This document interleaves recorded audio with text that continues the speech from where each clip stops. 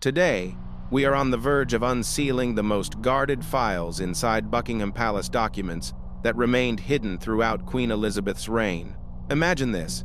Just 13 carefully selected words now hold the power to shake the entire monarchy to its core. Some members of the royal family chose to make dangerous compromises in the pursuit of saving their public image. But the moment that image polishing began to cause harm to hurt their own family, that was the exact moment Prince William drew his final boundary. We're about to reveal why, in the cold hours of a pre-dawn morning, the future king delivered a final and irreversible decision to completely sever ties with his brother's wife. This was never just a simple family disagreement. It was a carefully calculated power move shaped over many years. And the question that still burns is this: what was really concealed inside that classified Level 5 file that forced William to choose between the throne and his own brother?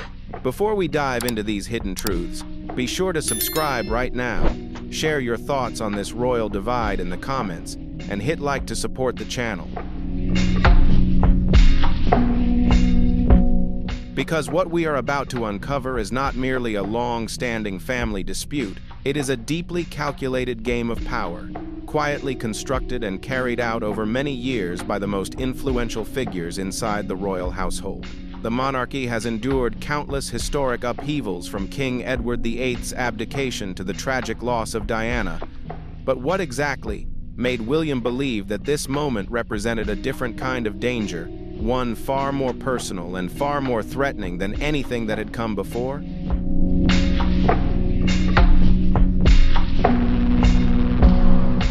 Many believe the true issue was the deliberate and systematic loss of control over the narrative, something absolutely essential to the survival and credibility of the modern monarchy. From Hollywood-level visibility to explosive claims made on the global stage, every move linked to the Duchess of Sussex appeared to challenge, and at times even overshadow, the institution itself. Every word attributed to her was said to reopen old historical wounds, reigniting tensions the palace had spent decades trying to suppress.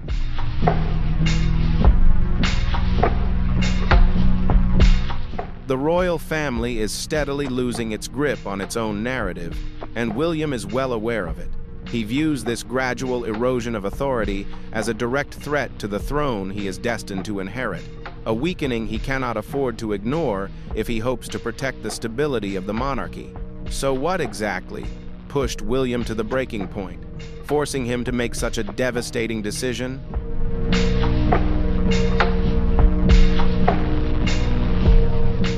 According to palace insiders who were present that fateful morning, William first tried to resolve everything behind closed doors, as quietly and discreetly as possible. Intense conversations with Harry followed, but they ultimately failed. The discussion was never about titles or money. It centered on one single issue: a breach of trust and the alleged leaking of classified information, an offense considered absolutely intolerable within the royal system.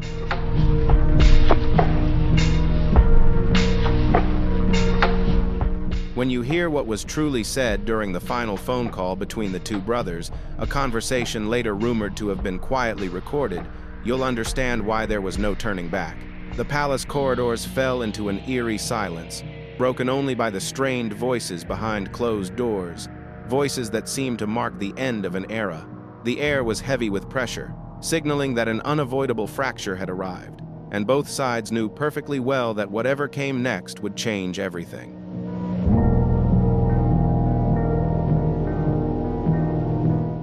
Then the silence was shattered. From behind the closed doors, Prince William's voice rang out steady, yet as sharp as steel. "Release it." Those two words altered everything, sealing the door to reconciliation for good. Within minutes, the statement was made public. Within an hour, the news erupted across the world. Within a single day, the monarchy stood divided into two opposing sides, a split not just of distance, but of ideology, leadership, and accountability.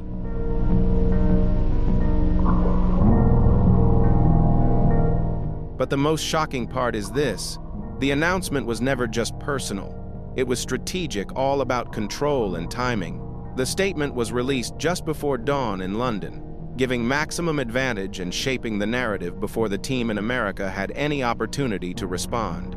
It was a carefully engineered move, a narrative control strategy carried out with chilling precision and absolute effectiveness, showing that William had fully shifted into institutional protection mode.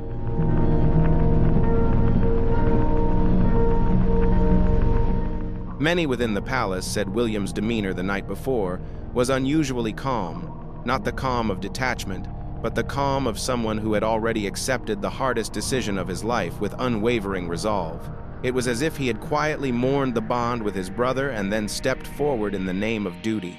And that is what makes this story so chilling. Royal decisions are seldom driven by emotion, yet when they are, they shape generations through the cold, unyielding logic of institutional power.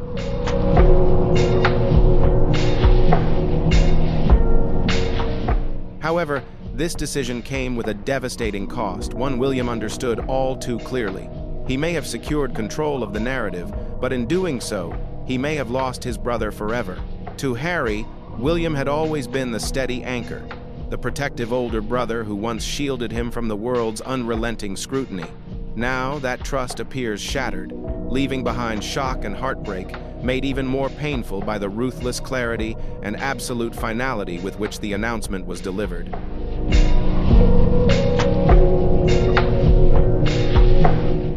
William's choice of words, cold, final, and uncompromising, left absolutely no room for reconciliation. Beneath that icy resolve stood an ancient and sacred vow, to protect the crown, even at the cost of breaking his brother's heart. It was a personal tragedy consumed by an institutional crisis, one from which no one could walk away untouched, leaving William as the solitary guardian of the monarchy. So what, in the end, truly caused all of this?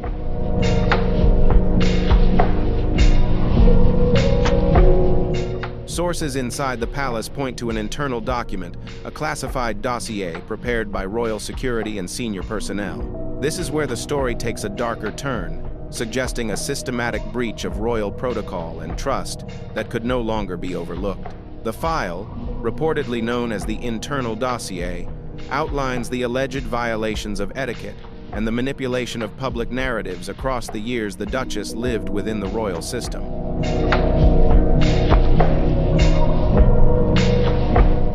It had been sealed away and nearly forgotten until William, according to insiders, ordered it reopened in his search for the truth, a truth he needed to justify the action he was about to take. In a dimly lit meeting room, William reportedly turned to the palace's senior private secretary, who hesitated at the request. "Unseal it. I carry the Queen's blood and her duty." Those words carried immense weight, placing the responsibility of the throne above every personal emotion and every familial bond.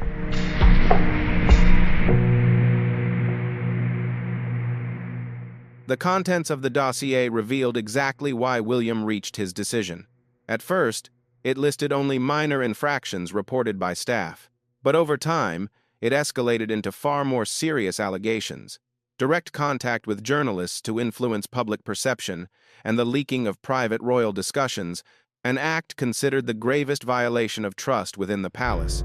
The most damaging section, buried deep within the report, was the psychological impact assessment, compiled by the palace's Human Resources Department.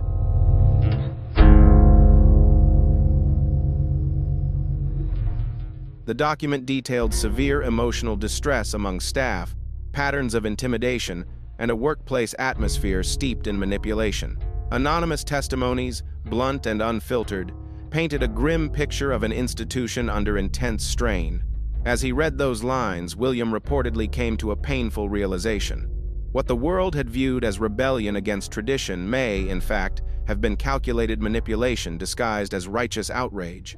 He felt betrayed not only by words, but by the carefully documented actions that followed, actions that ultimately shattered his trust completely.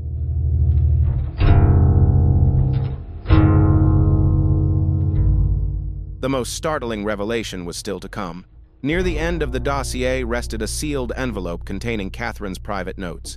Inside were handwritten reflections, deeply personal thoughts, describing her growing sense of isolation and the unsettling feeling of being observed, as if details were being quietly collected for future use. It revealed that the tension was not only between the two brothers, but also between the two women. Catherine is said to have written, "She smiles beautifully when the cameras are on, but in private, it feels as though she's watching us closely."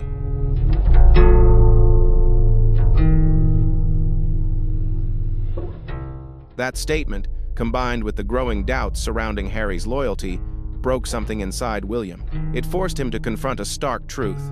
His brother's world was in serious danger, and nothing could continue as it had before. William closed the dossier and remained in silence for a long moment. Then he quietly whispered to his aide, delivering a calm yet chilling warning.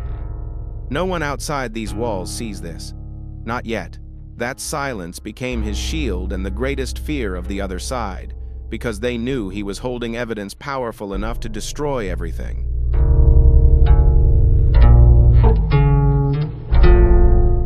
The phone call, the conversation that ended everything, was said to be brief, yet it carried the full weight of years of tension and disappointment. Harry reportedly asked, "Will, what's happening?" William answered with unwavering resolve, without a single trace of hesitation. "It's too late. I've made my decision." In a moment of desperation, Harry is said to have accused William of punishing his wife simply for daring to speak out.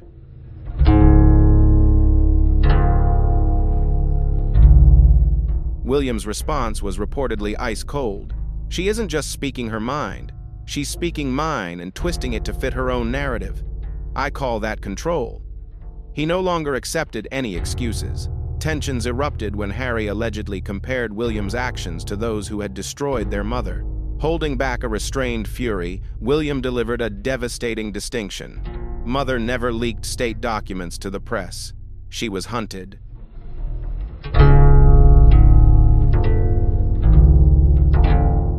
Then she chose to.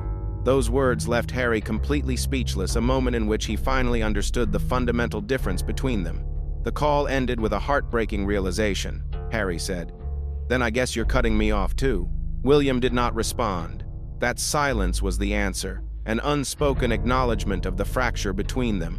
Then, at last, William said, "Goodbye, Harry," and the line went dead, leaving behind a void that could never be filled, a permanent break between two brothers who once stood side by side against the world.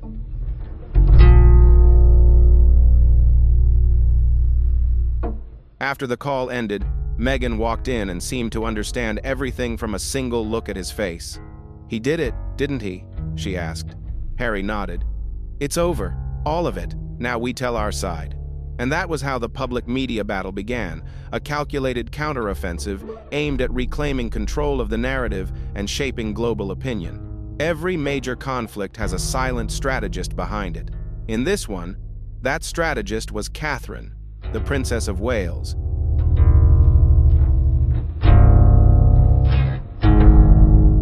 She did not fight with words or public attacks, but with timing and persistence, becoming William's steady anchor and his silent weapon. She understood that composure and dignity could be the most powerful tools in a war of perception. Catherine observed carefully, documenting the alleged violations, quietly laying the groundwork for the secret dossier. She was the one who ultimately pushed William to act, not through pressure, but through a clear sense of duty. "End it, William, for us and for the crown."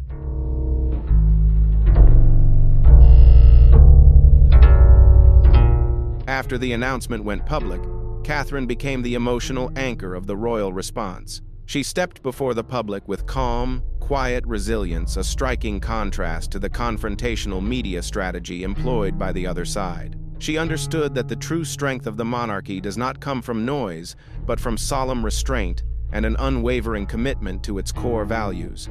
William made it clear, a new era was beginning to take shape.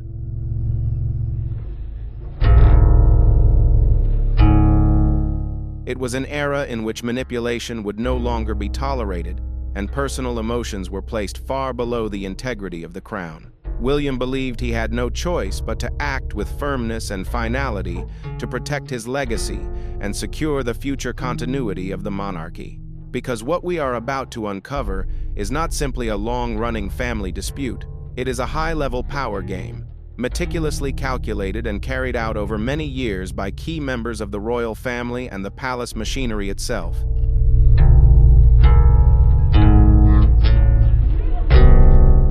The royal family has endured countless historic crises, yet something about this moment made William feel the threat was different, deeper, and far more dangerous, striking at the very roots of the monarchy's legitimacy. Many believe it was the systematic and deliberate loss of control over the narrative, a force absolutely essential to the survival and public credibility of a modern monarchy in the eyes of a global audience.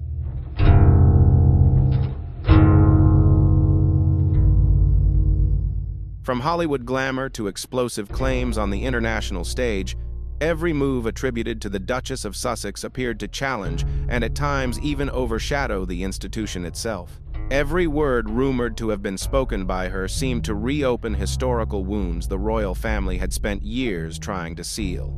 The monarchy was losing control of its own narrative, and William viewed this steady erosion of authority as a direct threat to the throne. He is destined to inherit a threat he could not allow to continue if he hoped to preserve the stability of the dynasty and the legacy of his grandmother, the Queen.